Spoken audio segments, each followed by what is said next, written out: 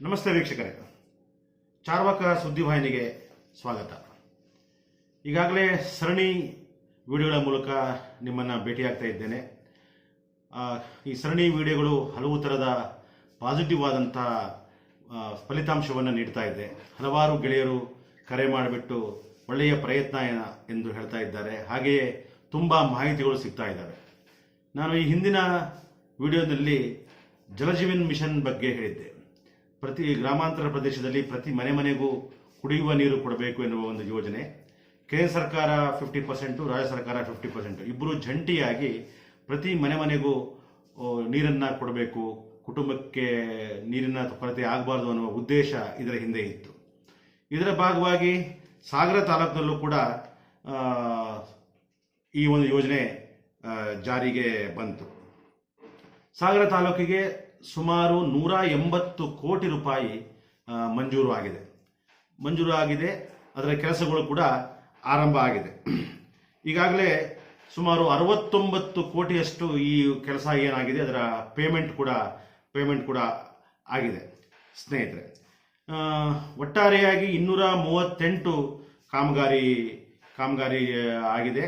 144 ಪ್ರಗತಿಯಲ್ಲಿದೆ. 202 ಇನ್ನೂ ಆರಂಭ ಆಗಬೇಕಾಗಿದೆ. ಒಟ್ಟು ಸಾಗರ ತಾಲೂಕಿನಲ್ಲಿ 34,300 ಕುಟುಂಬಗಳು ಈ ಜಲಜೀವನ್ ಮಿಷನ್ ಯೋಜನೆ ಅಡಿಯಲ್ಲಿ ಬರುತ್ತೆ. ಒಂದು ಕುಟುಂಬಕ್ಕೆ ಕುಡಿಯುವ ನೀರು ಕೊಡುವುದೆನ್ನುವುದು ಅದು ಅತ್ಯಂತ ಪುಣ್ಯದ ಕೆಲಸ, ಪವಿತ್ರವಾದ ಕೆಲಸ. ಇಂಥ ಒಂದು ಕೆಲಸವನ್ನು ಕೇಂದ್ರ ಮತ್ತು ರಾಜ್ಯ ಸರ್ಕಾರ ಮಾಡಲು ಹೊರಟಿದೆ. ಆದರೆ ಈಗಾಗಲೇ ನಮಗೆ ಬಂದ ಮಾಹಿತಿಯ ಪ್ರಕಾರ ಈ ಒಂದು ಜಲಜೀವನ್ ಮಿಷನ್ ಅಡಿಯಲ್ಲಿ ನಡೆದಂಥ ಕಾಮಗಾರಿಗಳು ಕಳಪೆಯಾಗಿದೆ ಎನ್ನುವುದು ಈಗಾಗಲೇ ನಮಗೊಂದಿರೋ ಮಾಹಿತಿ. ಯಾಕಂದರೆ ಪ್ರತಿ ಗ್ರಾಮ ಪಂಚಾಯಿತಿಗೆ ಕನಿಷ್ಠ ಅಂದರೂ 5 ರಿಂದ 6 ಕೋಟಿಯಷ್ಟು ಹಣ ಈ ಒಂದು ಯೋಜನೆ ಅಡಿಯಲ್ಲಿ ಬರುತ್ತೆ. ಇತ್ತೀಚೆಗಷ್ಟೇ ಸಾಗರ ತಾಲೂಕಿನ ಮಾಸೂರು ಗ್ರಾಮ ಪಂಚಾಯಿತಿಯಲ್ಲಿ ಈ ಜಲಜೀವನ್ ಮಿಷನ್ ಯೋಜನೆಯ ಅಡಿಯಲ್ಲಿ ಆದಂಥ ಕಾಮಗಾರಿ ಕಳಪೆಯಾಗಿದೆ ಎಂದು ಅಲ್ಲಿನ ಮಾಸೂರು ಗ್ರಾಮ ಪಂಚಾಯಿತಿಯ ಸಭೆಯಲ್ಲಿ ಅವರು ಸಭಾ ನಿರ್ಣಯ ಮಾಡಿದ್ದಾರೆ. ಸಂಬಂಧಪಟ್ಟಂಗೆ ಕ್ರಮ ಕೈಗೊಳ್ಳಬೇಕು ಎನ್ನುವುದನ್ನು ನಿರ್ಣಯ ಮಾಡಿದ್ದಾರೆ. ಅದರ ದಾಖಲೆಗಳನ್ನು ನಾನು ಮುಂದಿನ ವಿಡಿಯೋಗಳಲ್ಲಿ ನಿಮಗೆ ಒದಗಿಸ್ತೇನೆ. ಬಹಳ ವಿಚಿತ್ರ ಅಂದರೆ ಶರಾವತಿ ಹಿನ್ನೀರಿನಿಂದ ಆದಂಥವರು ನಮ್ಮ ಕರೂರು ಬಾರಂಗಿ ಹೋಬಳಿಯ ವಿಭಾಗಕ್ಕೆ ಈ ಯೋಜನೆ ಇನ್ನೂ ಬಂದಿಲ್ಲ. ಯಾಕಂದರೆ ಅದಕ್ಕೆ ತುಂಬ ಇನ್ನೂ ಜಾಸ್ತಿ ಸಾಕಷ್ಟು ಹಣ ಬರಬೇಕಾಗಿದೆ. ಆದರೆ ಈ ಯೋಜನೆಯ ಅಡಿಯಲ್ಲಿ ನಿಜವಾಗ್ಲೂ ಒಂದು ದೊಡ್ಡ ಹುನ್ನಾರ ಇರೋದು ಏನಪ್ಪ ಅಂತಂದರೆ, ಈ ಯೋಜನೆ ಪಕ್ಕ ಸ್ಥಳೀಯ ಸರ್ಕಾರವಾದಂಥ ತಾಲೂಕ್ ಪಂಚಾಯತ್, ಜಿಲ್ಲಾ ಪಂಚಾಯತ್ ಅಡಿಯಲ್ಲಿ ಬರುವಂಥದ್ದು. ಅದು ನಮ್ಮ ಪಂಚಾಯತ್ ರಾಜ್ ಇಲಾಖೆ ಕಾಯ್ದೆ ಅಡಿಯಲ್ಲಿ ಬರುವಂಥದ್ದು.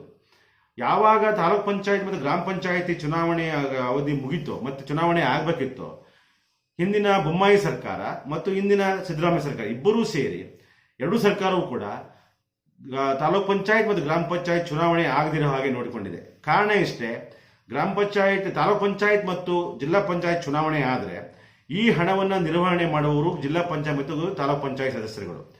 ಹಾಗಾಗಿ ಶಾಸಕರನ್ನ ಮನವೊಲಿಸಲು, ಅವರಿಗೆ ಸಂತೃಪ್ತಿಗೊಳಿಸುವ ಉದ್ದೇಶಪೂರ್ವಕವಾಗಿ ಮೀಸಲಾತಿ ಹೆಸರಿನಲ್ಲಿ ಕೋರ್ಟಿಗೆ ಹೋಗ್ಬಿಟ್ಟು ಅಲ್ಲಿ ಮೀಸಲಾತಿ ಬರಲಿಲ್ಲ ಎಂಬ ನೆಪ ಒಡ್ಡಿ ಚುನಾವಣೆಯನ್ನು ಮಾಡ್ತಾ ಇಲ್ಲ.